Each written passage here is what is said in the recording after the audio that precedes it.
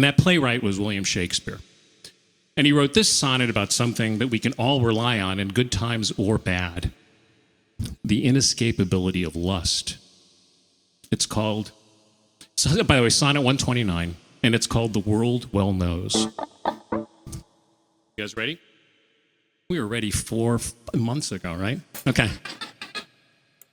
All right.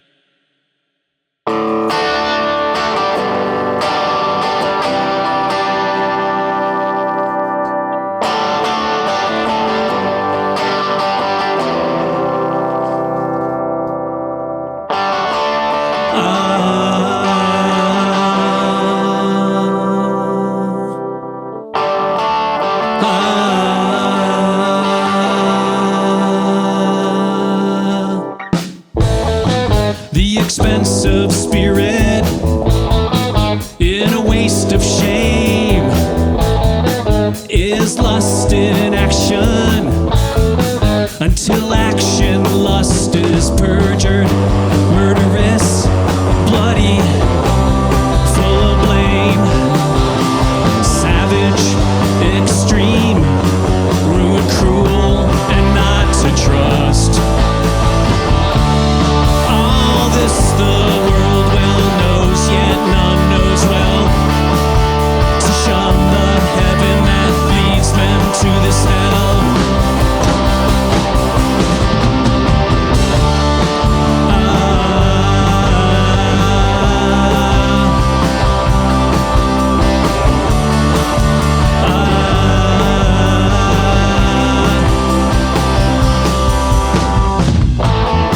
Enjoyed no sooner, but despised straight, past reason hunted, and no sooner had past reason faded as a swallowed bait, on purpose laid to make the taker mad. All this the world well knows, yet none knows well, to shun the heaven that leads men to this hell. All this the world well knows, yet none knows well, to shun the heaven that leads men to this hell. A bliss in proof, and proved a very woe, before a joy proposed, behind a dream.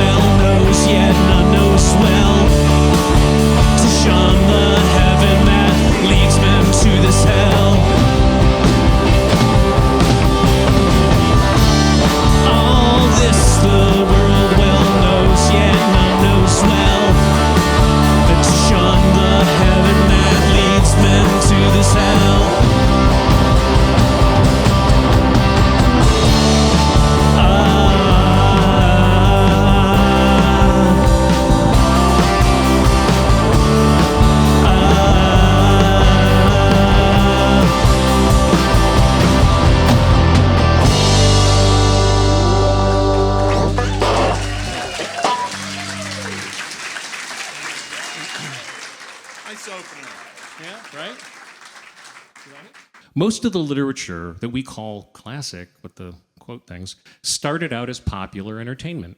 Nobody studied it. Audience at Shakespeare's plays laughed, cried, they threw stuff with no idea whether or not they were supposed to do it.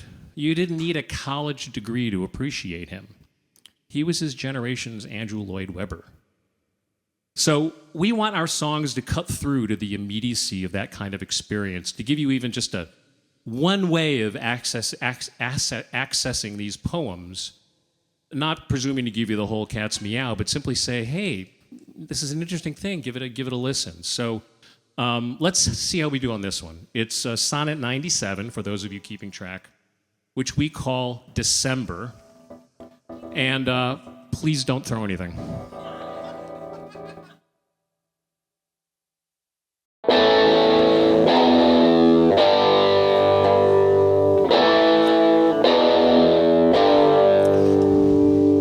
How light a winter hath my absence been for thee, the pleasure of the fleeting year.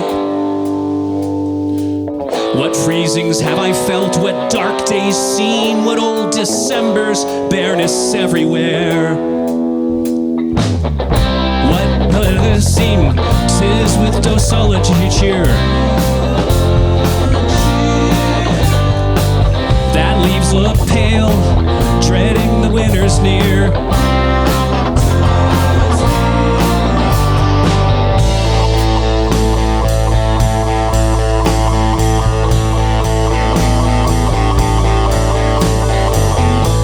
This time removed was summer's time, the teeming autumn big with rich increase, bearing the wanton burden of the prime, like widowed wombs after their lord's decrease. Or if they sing, 'tis with so dull a cheer that leaves love pale, dreading the winter's near.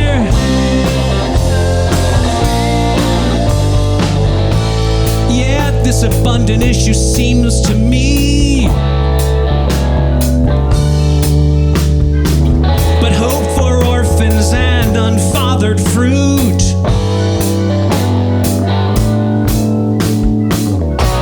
For summer and his pleasures wait on thee,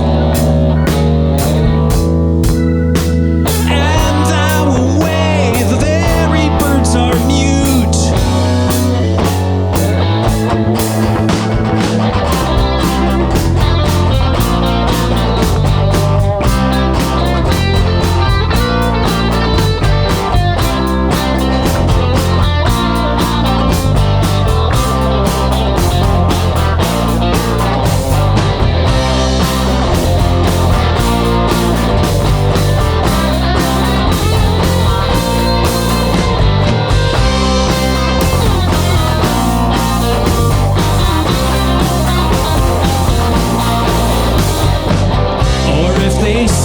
Tis with so dull a cheer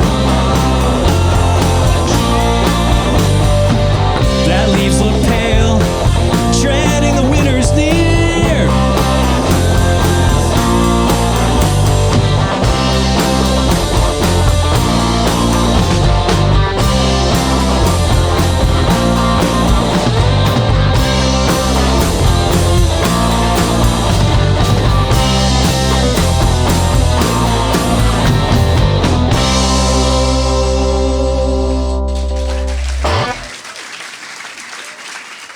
So Shakespeare's sonnets are somewhat of an enigma. We really don't know if any of them are biographical or in what order. Eric is convinced Shakespeare wasn't the guy. How's that conspiracy theory here? How many people think somebody other than William Shakespeare wrote everything William Shakespeare wrote? Raise your hand. Earl of Oxford, Edward de Vere, right? Yeah. Talk to him about the moon landing later. Yet we don't know what order they were written in, and experts have numbered them and put them into buckets thematically. And there's a fair youth bucket that contains 126 sonnets, and all of them are addressed to a man. Now, nobody knows who the guy was. Some have suggested they're proof that Shakespeare was in love. A more likely explanation is that he was paying back one of his noble sponsors, so the sonnets could have been like influencer content. And we think this next poem, Sonnet 33, is about betrayal. The narrator's beautiful subject is cruel. metering his presence in small doses and then leaving. And Shakespeare, the only way you can come to terms with it is to think, well, it's just part of the guy's nature, kind of like the brightness of the sun getting obscured by clouds. It just is. And you can almost feel him begging those clouds to pass so he can see the beauty of this fair youth again. So we felt this song was full of anger and resignation, and we call it This Disgrace.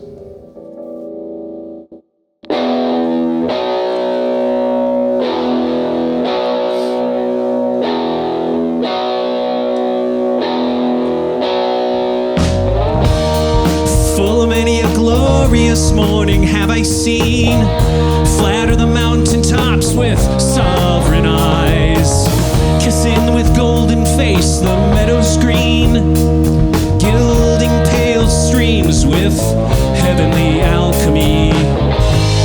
Anon, permit the basest clouds to rise, and from this forlorn world his vision hides.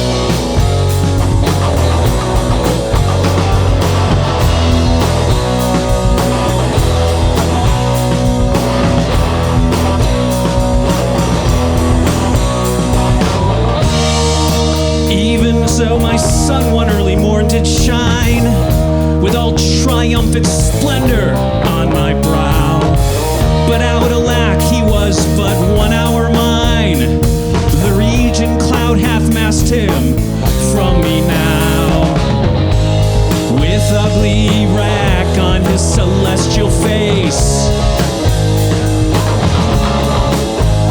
stealing unseen to west with this disgrace.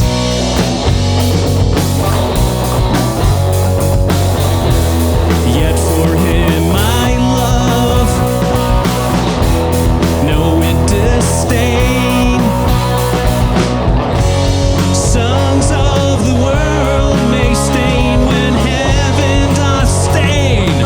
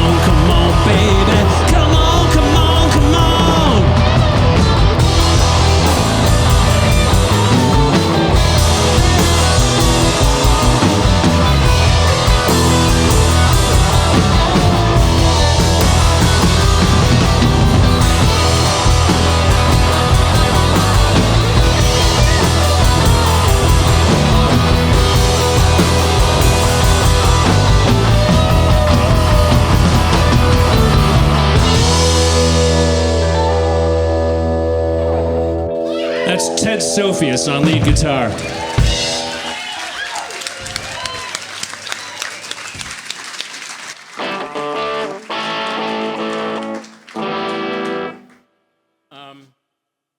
Can you guess which one of those lyrics Shakespeare didn't write? Maybe he said them privately. So here, just bear with me. Here's a little bit more on our methodology. So Shakespeare's sonnets all follow the same rhyme scheme. There are 14 lines that go, A, B, A, and again, the letters mean they rhyme. A, B, A, B, C, D, C, D, E, F, E, F, G, G. Now, it's no surprise that the word sonnet comes from the Italian for little song. It's a great meter to them. But this is also a problem for us because that means the meter for all 154 sonnets are rhythmically the same song. So we decided to blow that up, and which is why we're going to literary hell for this. These booklets you got with the wrong date on them, because they were the original event, so they're probably collector's items. They show Shakespeare's sonnet on one side and our lyrics on the other. So it's his words. We really did our best to not change anything except rearrange some GG punchlines and, of course, Ted Nugent interludes notwithstanding. And, you know, we forwarded this stuff out to all the Shakespeare academics we could find, locally, nationally, and said, you know, hey, isn't this a great idea? You know, we're really popularizing this stuff, taking it off the dusty shelf and finding ways for people to rock out to it. And we got, like, crickets. I mean, it was just like... And I won't name the institution, but there was a very august professor here in Chicago who actually did reply and was like, do not ever contact me again. So, right? So I say we're onto something. And he doesn't know what he's missing. And you are now all officially willing accomplices. So, right? So in this song, Sonnet 43, I'm going to put my guitar down for this one.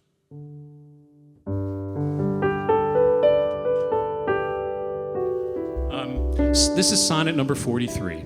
And in it, the narrator sees his missing friend in his dreams. And it makes seeing in daylight less real. Sort of like dreams being more real than reality, which sounds like another human condition thing. We call our song All Days Are Nights.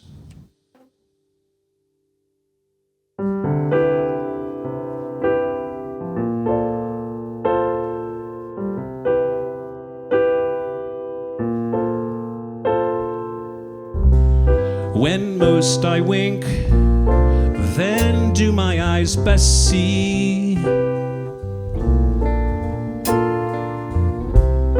But when I sleep, in dreams they look on thee, and darkly bright are bright and dark directed. All days are nights to see, till I see thee.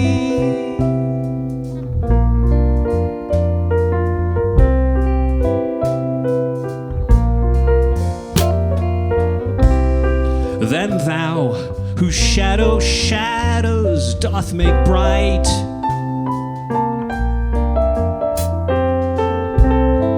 to the clear day with thy much clearer light, when to unseeing eyes thy shade shines so. All days are nights to see, till I see. How would I say mine eyes be blessed made by looking on thee?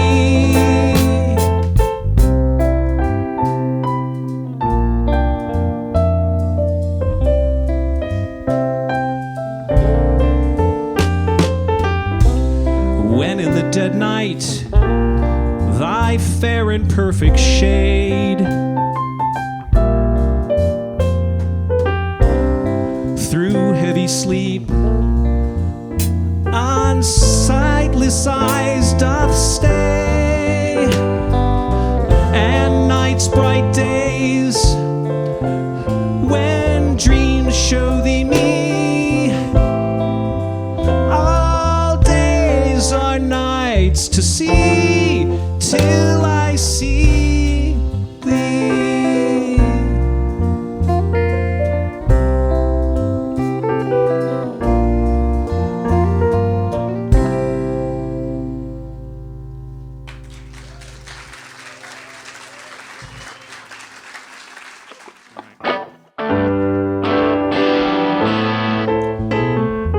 So there's a lot of poetry in Shakespeare's plays, in addition to the sonnets he wrote. There are at least 130 snippets of lyrics as poems or songs.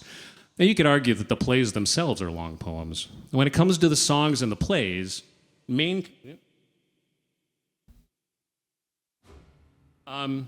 characters rarely sing. They speak in blank verse. Minor characters use rhyming to set scenes or tone, like double, double, toil, and trouble. The one consistent aspect of songs in Shakespeare's plays is that when there's a fool on stage, he always sings. And that's true tonight, too. Now, this next sonnet is a favorite of ours. We love all of them, but this one particularly. And it's number 15. And it's about how life and beauty are transitory. And that even if a poem can capture it and make it immortal, we really do spend our time on earth more as memories than we do alive. And we call our song A Moment. Thank you very much.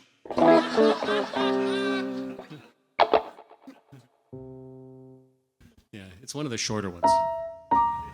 That was actually a moment. Right? That was a moment. Thank you. One moment. Thank you. Okay. Now are you ready, finally? You can't get, okay.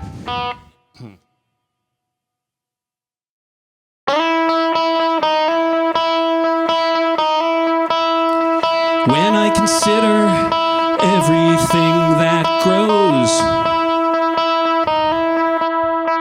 holds imperfection, but a moment, this huge stage shows whereon the stars in secret influence comment.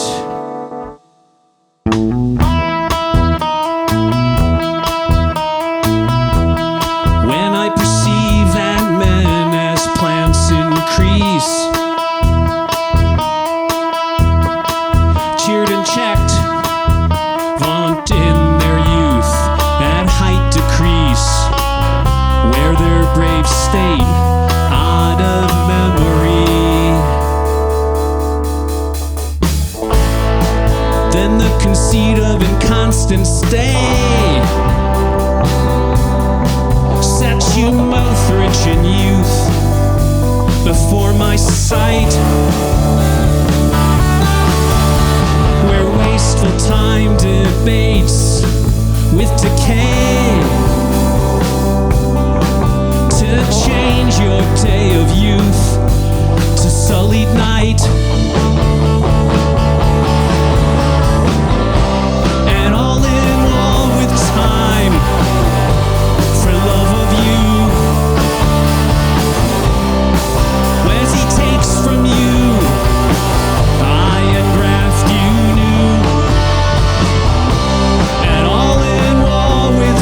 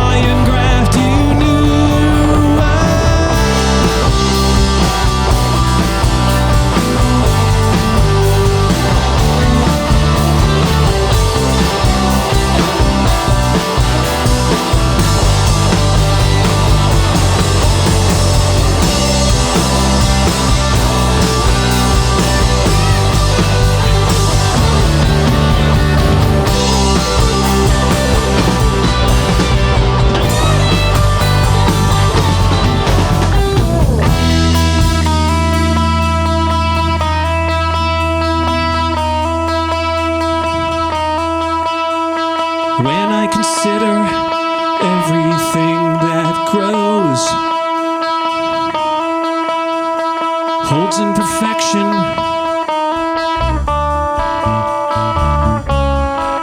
but a moment.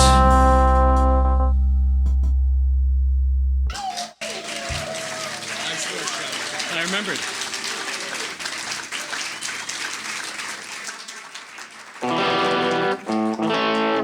Give me just a quick second here.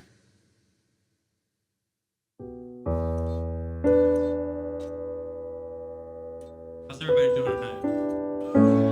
Make a little noise for Shakespeare.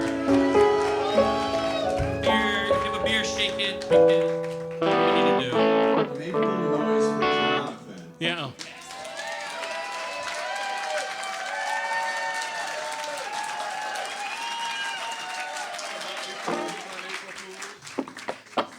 Thank you. We good? Yeah? All right. Hey, I'm not done. You are not times fool. There's another sonnet that is pretty well known, and it starts with the line, "Let me not to the marriage of true minds admit impediments." Bam! That person gets an A. Correct. But we are grading on a curve. So while it's lumped into the bucket with other poems written to a man, it actually isn't addressed to anyone. Instead, it's a rumination on true love and how it's priceless and unchanging and not a MasterCard commercial. A declaration of another quality of the human condition. It's about how love is not time's fool, which is the name of our song. And this one's for Nell. Ready?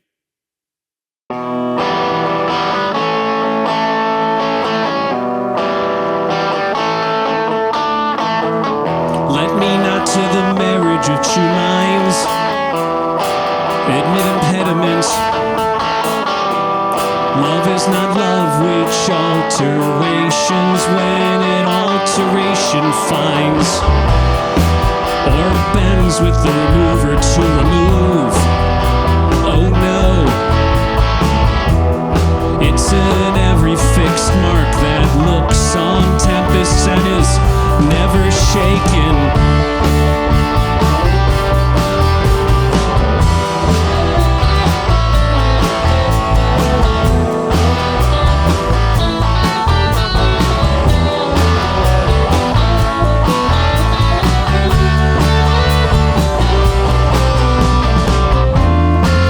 It's the start, every wandering bark, whose worth's unknown, although his height be taken.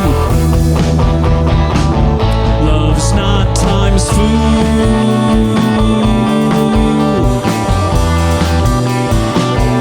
Love's not time's fool.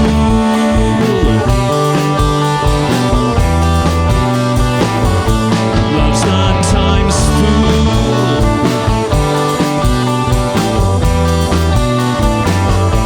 Not time's fool.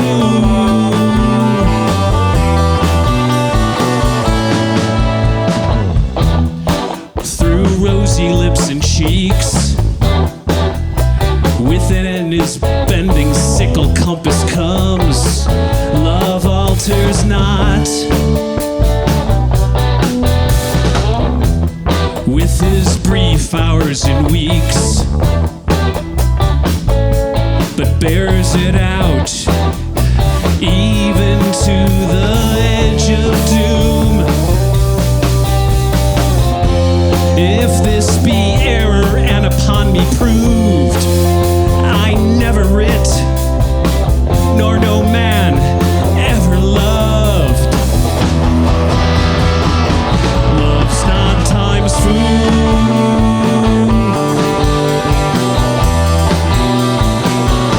Love's not time's fool.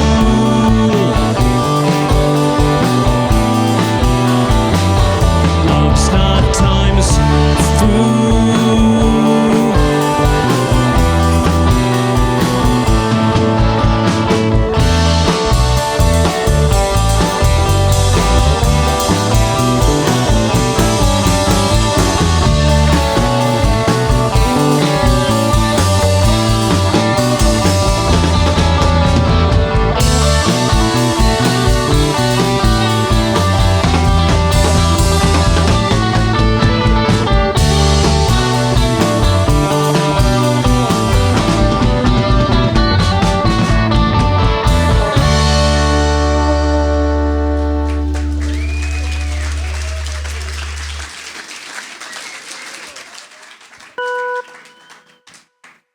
All right. So everybody's still doing okay? Yeah? We're about a tenth through it. So, yeah, we kind of did this promotional thing with EST seminars, so we're going to do this until about 4 a.m. Then we'll have a very brief bathroom break for about 10 seconds, and then we'll do another 12 hours, okay? All right. You're all in. There actually is no way out, so that's the thing. So maybe we should talk a little bit more about love. Right? Anybody familiar with it? Raise your hand or risk divorce. Right. Well played. Shakespeare explored lots of aspects of love, but he tended to see extreme opposites, at least in the poems. Love is lustful or cold, nurturing or stifling, trusting or suspicious, renewed or doomed, lost or found.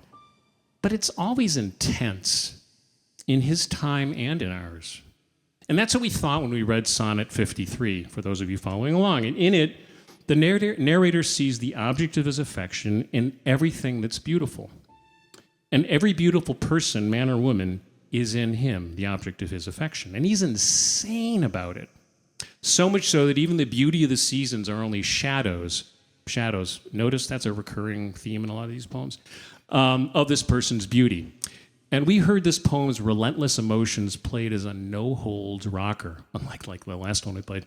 And it's called, we think of it as Elizabethan rock. And the song is called Constant Heart.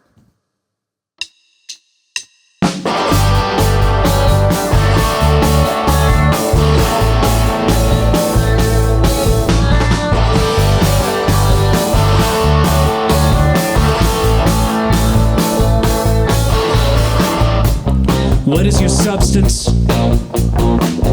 Whereof are you made? That millions of strange shadows on you tend. Since everyone hath everyone one shade, and you but one can every shadow lend. But on external grace you have some part, but none like you, none you, for constant heart,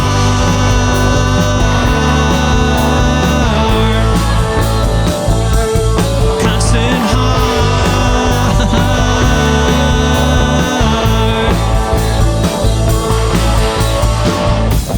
What is your substance? Whereof are you made? Adonis is poorly imitated after you. On Helen's cheek all art of beauty set, and you in Grecian tires are painted new. In all external grace you have some part, but you like none, none you, for constant heart.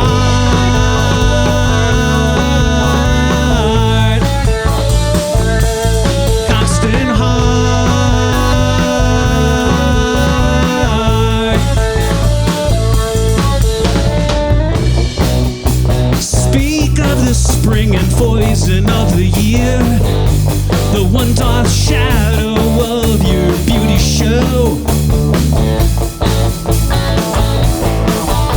The other as your bounty doth appear, and you in every blessed shape we know.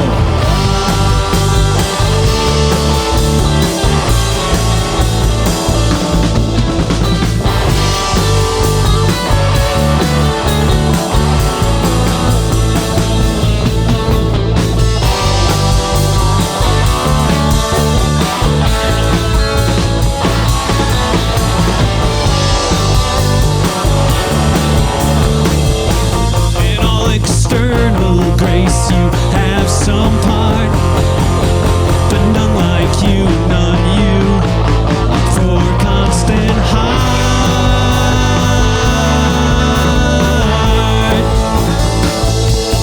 constant heart.